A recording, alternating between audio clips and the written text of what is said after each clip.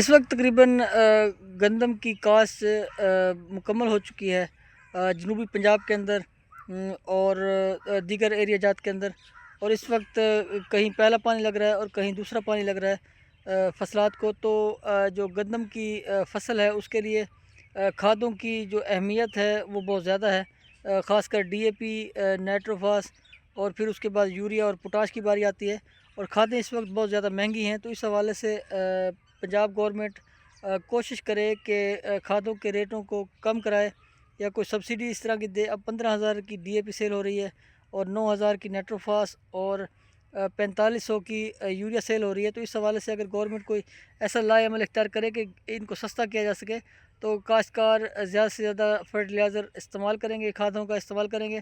اور اپنی فصل کو بہتر بنا پائیں گے۔ تو اس حوالے سے میری یہ ریکویسٹ ہوگی گورنمنٹ آف پنجاب سے کہ خدارہ کھادوں کے ریٹ کم کیے جائیں تاکہ کاشتکار اس کے اوپر زیادہ سے زیادہ اپنی فصلات ویٹ کے اندر کھادیں ڈال سکے اور پھر پیداوار زیادہ حاصل کر سکے۔ پچھلے سال بھی کھادوں کا ریٹ زیادہ تھے اور لوگ کھادوں کا استعمال نہیں کر پائے، جس کی وجہ سے فی ایکڑ پیداوار بہت کم رہی تھی، 25 سے 28 من فی ایکڑ کے حساب سے پیداوار رہی تھی، جبکہ 40 سے 45 من 50 من ویسے ایوریج آ جاتی ہے پاکستان کے اندر کئی ایریاز کے اندر۔ لیکن کھادیں نہ ہونے کی وجہ سے وہ جو 50% 40% کا ڈکریز آیا ہے، اس میں اس دفعہ اگر گورنمنٹ کوئی لائے عمل اختیار کرے اور کھادوں کے ریٹ کم کرے تو میں سمجھتا ہوں کہ کافی حد تک بہتری ہوگی، لوگ کھادیں زیادہ سے زیادہ ڈال پائیں گے اور گندم کی جو بمپر کراپ ہے وہ حاصل کی جا سکتی ہے اور پاکستان کو باہر سے نہیں منگوانی پڑیں گی۔ اگر کھادوں کے ریٹ کم نہیں کیے جاتے تو پھر گندم پچھلے سال کی طرح اگر ہوئی تو پھر رشیا سے یا دیگر ممالک سے منگوانی پڑے گی اور بھاری زر مبادلہ خرچ کرنا پڑے گا۔ تو لہٰذا گورنمنٹ اس حوالے سے توجہ دے۔ اس وقت گندم کا آپ دیکھ لیں حالیہ ریٹ اس وقت 4,000 روپے مارکیٹ پہنچ چکی ہے، جو کہ کاشتکار سے 2,2200 میں لی گئی تھی، اور یہ سارا مافیا اس وقت وہ پیسہ کما رہا ہے۔ تو لہٰذا گورنمنٹ کو چاہیے کہ ایک تو اس مافیا کا سدباب کرے، دوسرا وہ جو کوئی پرائز ہے اس طرح کی وہ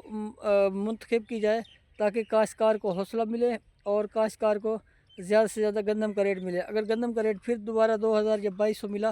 تو اگلے سال پھر لوگ کاشت نہیں کریں گے اور انٹرسٹ نہیں لیں گے۔ تو لہٰذا گورنمنٹ کوئی ایسا لائے عمل اختیار کرے کہ ایک تو کھادوں کے ریٹ کم کرے